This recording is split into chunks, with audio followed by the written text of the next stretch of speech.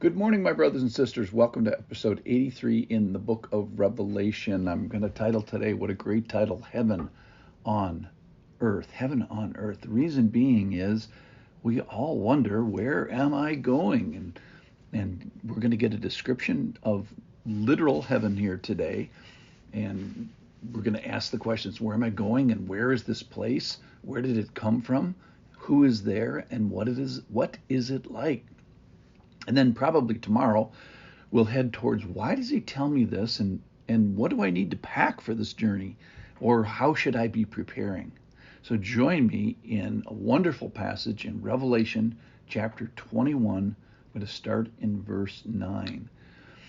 The verse 9 of chapter 21. Then came one of the seven angels who had the seven bowls full of the seven last plagues, and spoke to me, saying, Come, I will show you the bride, the wife of the Lamb. And he carried me away in the Spirit to a great high mountain, and showed me the holy city Jerusalem, coming down out of heaven from God. He showed me the holy city Jerusalem, coming down out of heaven from God, having the glory of God, its radiance, like a most rare jewel, like a jasper, clear as crystal. It had a great high wall with 12 gates, and at the gates 12 angels, and on the gates of the name of the 12 tribes of the sons of Israel were inscribed. On the east 3 gates, on the north 3 gates, on the south 3 gates, and on the west 3 gates. And the wall of the city had 12 foundations, and on them were the 12 names of the 12 apostles of the Lamb. So as an introduction, John recognizes an angel that he last saw 1,000 years ago. That was before the 1,000-year reign. So the angel is 1,000 years older, and John sees yet another vision of the angel. But he recognizes the angel, which I find fascinating. The angel is an eternal being. I think it emphasizes that, an eternal being that doesn't, age. And I think it's instructive that we are going to be like angels in this way. Now, don't get me wrong. I'm not saying we will be angels. I'm saying we will have this characteristic of angels of not aging with our new eternal bodies. So I think that's just interesting. John is carried away in the Spirit. Now, these were not visions as in, a made-up kind of a dream-like thing. This is a reality. It was real for John, and he's trying to describe it, literally, and it's going to be real for you. You can see what John saw, and you can be part of this. So I think, one of the reasons it's given to us is to envision ourselves there, or envision ourselves not there and say, what do I need to do to get there? So we ask the question, well, what is the dwelling place for people long term? Well, it's the New Jerusalem. Someday, everyone who believes will be, quote unquote, from the New Jerusalem. And like saying I'm from New York, the city bears the character, or we bear the character and the identity of the city. It's God's city, and we're going to be God's people. So what's the dwelling place for people? The New Jerusalem.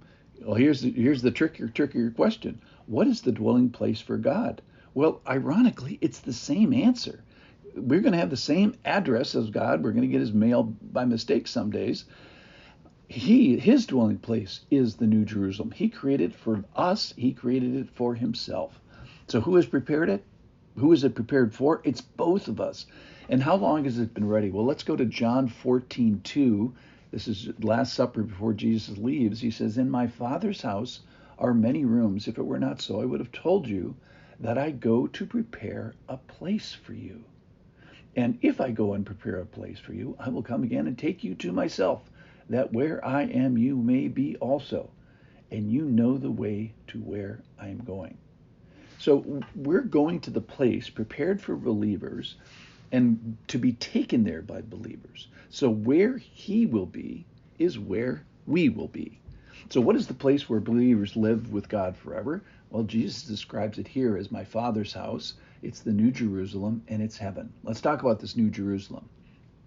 So it's the place where you go to die or after you die. And then it's the same place that is this heavenly paradise kingdom. We get new bodies there, and then we return to the earth, this new Jerusalem, the city of peace. It descends. Now, John here describes it as a radiance of a rare jewel because it has the glory of God, and geography informs interpretation, and the geography of being proximal to God describes this glorious state. It's the same city that Abraham yearned for in Hebrews 11:10. It says that Abraham was looking forward to the city that has foundations, who's designer and builder of God. So it's founded, it's built, it's designed by God. It has a divine origin, founded a long time ago, and now it descends from heaven down to this new earth. It's literally heaven on earth. It's the same city as described in Hebrews 12:22. It says, "You have come to Mount Zion, to the city of the living God, the heavenly Jerusalem, and to myriads of angels," so angels are going to be there, "and to the general assembly and church of the firstborn," so people are going to be there, "who are enrolled in heaven, and to God, the judge of all, and to the spirits of the righteous made perfect, and to Jesus, the mediator of a new covenant, and to the sprinkled blood, which speaks better than the blood of Abel." Now, it's described as glorious because the character and characteristics of God are there. John's most impressed by the glory. It's illuminated by God because God gives it light. It's going to say that in a couple verses down the road here. And the lamp is Jesus. So it's like this diamond city. It describes this jewel, describes it as jasper, which is an opaque stone, but iaspis, which is the Greek word, means translucent stone, and it's described here as a crystal thing. So it's probably diamond. It's a light reflecting stone. So it has some characteristics of a great jewelry store, God being the light and reflectors of this light in diamonds. All right, so then we're described as a bride. So someday every believer will be a part of the bride and a wife to Christ. Now that bride is going to be prepared, and we'll talk about it tomorrow. So in conclusion, at least for today, we are going to go to the place prepared for believers, and that means to be taken to the place where Jesus himself is. So where we will be is where he will be. And what is the place where believers live with God forever? It's what Jesus said was my house, the new Jerusalem. It's going to be in heaven, and eventually it's going to come down to the newly created, or at least renewed earth. Welcome to your new home. Thanks for listening.